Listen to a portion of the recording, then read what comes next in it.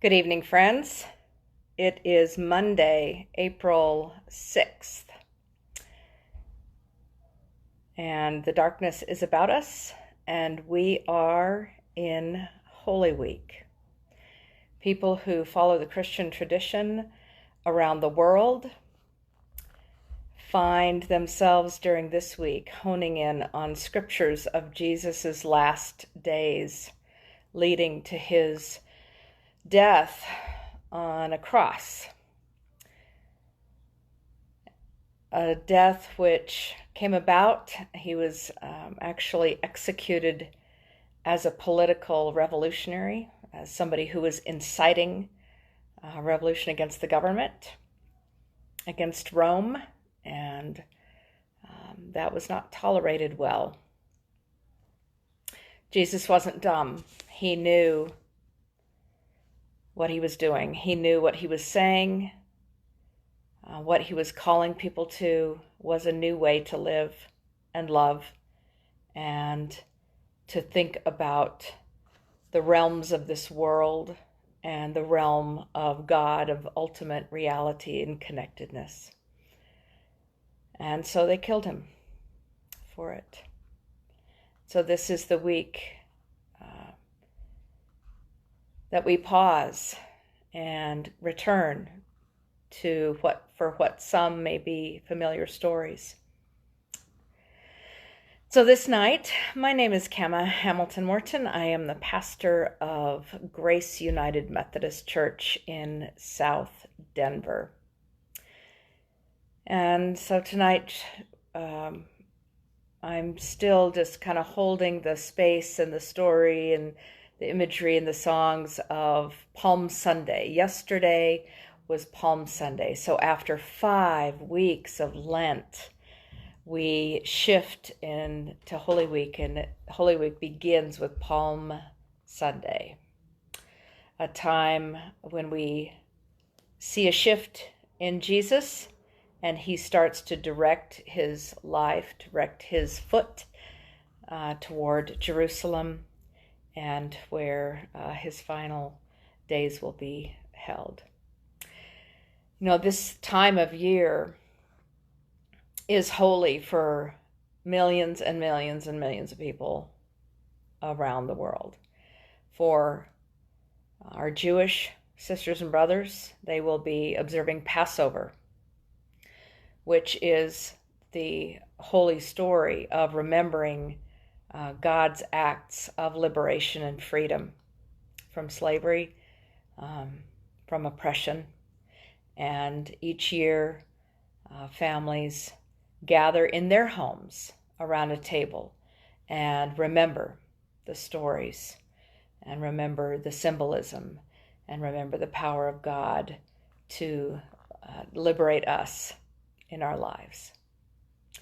And our Muslim brothers and sisters have their holy season of Ramadan, where during the day they will fast and they will break their fast in the evening. So for many folks of many different aspects of belief, this is a time of holiness and of trying to think of how our lives can intersect with God's vision of what our lives could be. And so as we gather in our homes, may we pause and reflect about the journeys of our lives. What brings us to this moment? Where are we? Of course, we're all consumed with the being at home and what that feels like and how different life is. But beyond that is this annual rhythm of honing in on who am I? What is my life reflecting? What do my words and my actions, my choices, my relationships, what do they reflect to the world? And are there things I can adjust or tweak or do differently that might bring myself more in alignment with what I think God might want for me? And so behind me is a print on my wall by an artist called Monty Dolak. I'll post his name. He's from Montana and a beloved artist in Montana. And he did this print called, this is the Lewis and Clark, the Core of Discovery print he did in honor of the 200th bicentennial of Lewis and Clark's journey. So from 2004 to 2006, and this was a print that he made. So there are Lewis and Clark in their boat on the river, the Missouri River that flows through Montana, before they had to pick it up and walk with it around Great Falls. And the grizzly bears, the bears watching over the cliffs. And so all of these are Montana landmarks. But I thought of it tonight as I was thinking about Palm Sunday and Jesus' stories and our lives, that there are many who have gone before us who have had journeys that ended up different than what they thought they would be to begin with.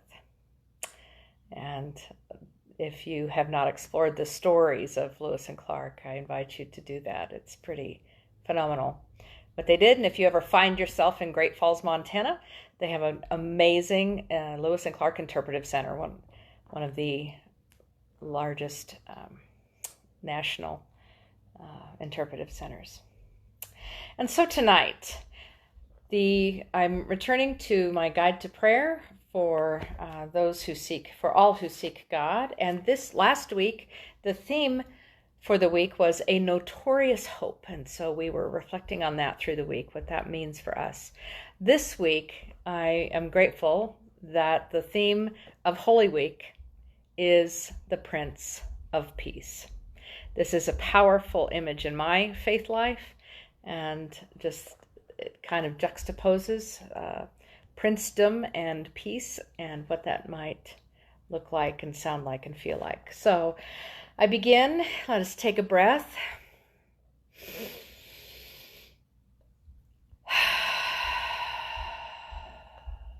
One more.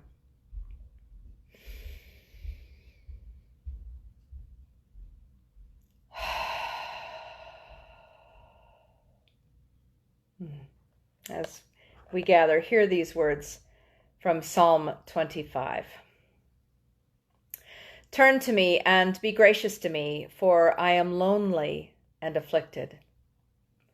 Consider how many are my foes, and with what violent hatred they hate me.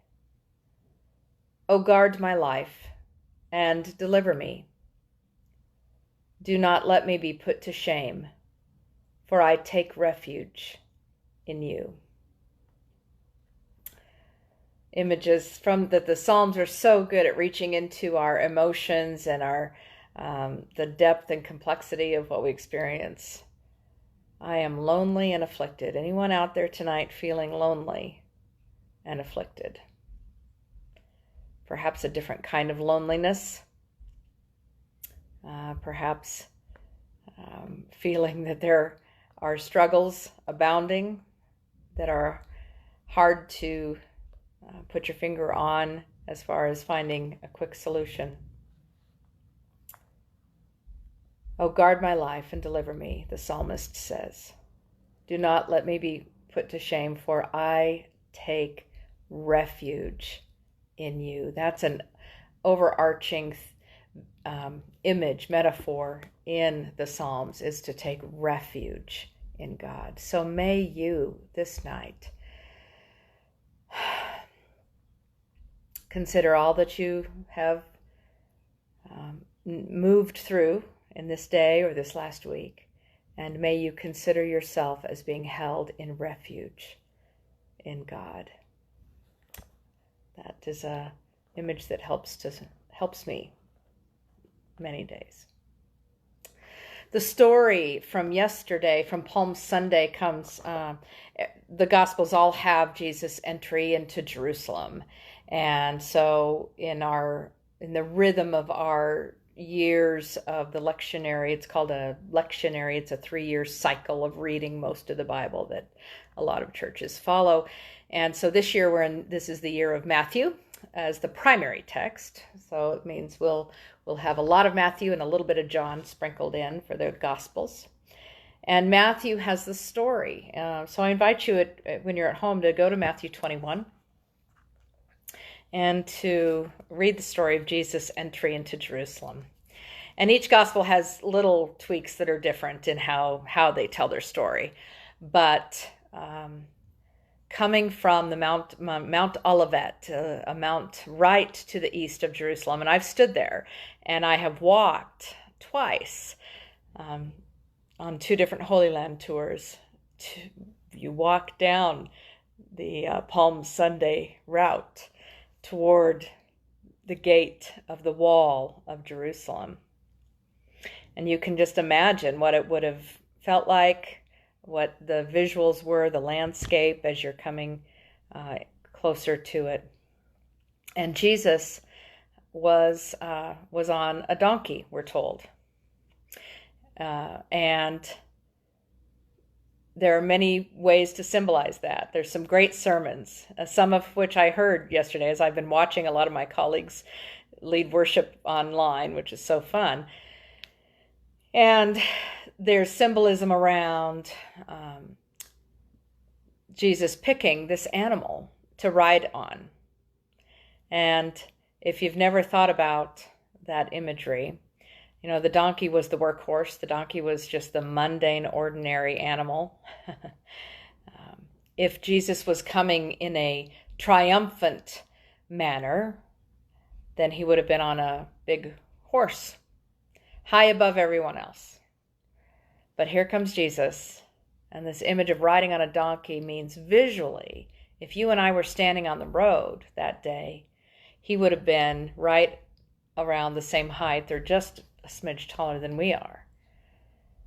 He would have been moving among the people, not over above the people. And that's pretty symbolic. So I'd like to share as a reflection on that piece of it from William Barclay, is a well-renowned biblical scholar, and he had a piece called The Mind of Jesus. And I'll reference this. And he calls, and instead of a donkey, he uses the old language of an ass. So we're talking about donkey's ass here. Dr. Barclay says, "The ass was the beast on which kings rode when they came in peace. Only in war did they ride upon horses. So the entry of Jesus was a claim to be a king. But at the same time, it was the claim to be the king of peace.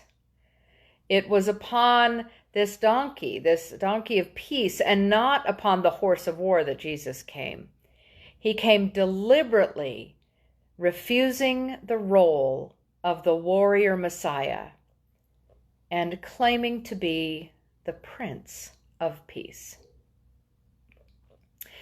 He was appealing for a throne, but the throne was in the hearts of us, of people. In that entry into Jerusalem, Jesus, in a dramatic, symbolic action which spoke more loudly than any words, was making one last appeal to human beings and saying to them, "Will you not, even now, even yet, accept me as your Lord and King and enthrone me within your hearts?" Jesus' entry into Jerusalem was an action of supreme courage. It was an assertion of royalty and an offer of love. It was, at one and the same time, royalty's claim and love's appeal. And again, in this time frame when the people in Jerusalem, this was the Passover festival. So there were Jewish people coming to Jerusalem from all over the known world who lived outside of the area. They would come for this holy festival. And here was Jesus coming and saying, yes, he's using words and imagery in his teaching and preaching that reflected back on the prophets and on earlier scriptures that made him identify as a Messiah or Lord of Lords, King of Kings, these phrases that we hear today, and they may seem antiquated. And yet in that day, that's what you called the Caesar. was Lord of Lords, King of Kings, and even Prince of Peace. So for Jesus, this scraggly 33-year-old rabbi of sorts, walking around, teaching and healing and praying and encouraging people to step outside the boxes of the lives which had been drawn for them, to be that kind of a Prince of Peace is a whole different ball of wax. And so today, the invitation, every Palm Sunday, we come back around to this story, and every year it nudges me because I fall into the same assumptions of life and boundaries and who's who and how we're supposed to be with each other. And Jesus says, that's not all there is. Step outside. See what might be possible. What if we extended ourselves in a bit of courage? What if we extended our hands and our hearts to people who look different than we do, who talk differently, who use different words to frame their life? What would that do to help enhance my life? And so this day after Palm Sunday, this Holy Monday, Holy Week Monday, I invite you to consider the journey. We're on this last journey with Jesus this week.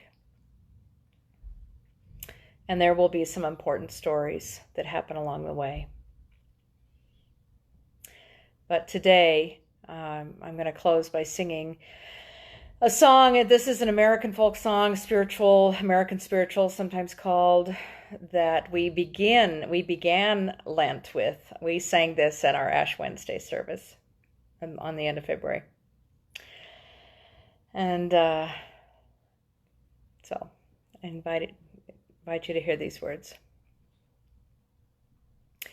Jesus walked this lonesome valley. He had to walk it by himself. Oh, nobody else could walk it for him. He had to walk it by himself. We must walk this lonesome valley. We have to walk it by ourselves. Oh, nobody else can walk it for us. We have to walk it by ourselves. You must go and stand your trial. You have to stand it by yourself. Oh, nobody else can stand it for you. You have to stand it by yourself.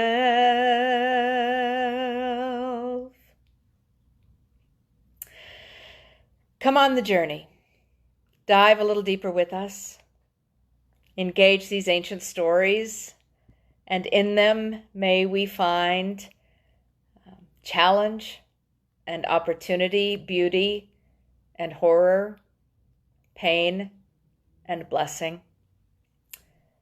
Like Lewis and Clark up there, we're on a journey that we may think we know where we're going, and yet we may end up having experiences and going places that we had no clue.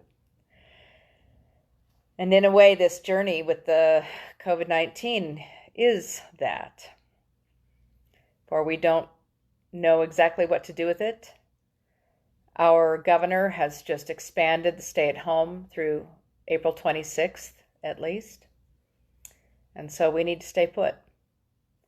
for the benefit of those we know who are ill, for those who may be walking around asymptomatically, and for those whom we can identify and those we can't. We need to stay at home. So blessings to you, my friends. May you enter into this holy week. In the beauty of the darkness, may it enfold you, and may you know that God holds you close. And may you, as the psalmist says, may you seek refuge in God and in others, and in opening your heart to something new that might just take you places you never imagined. God's peace be upon you this holy Monday night. Rest well. Good night.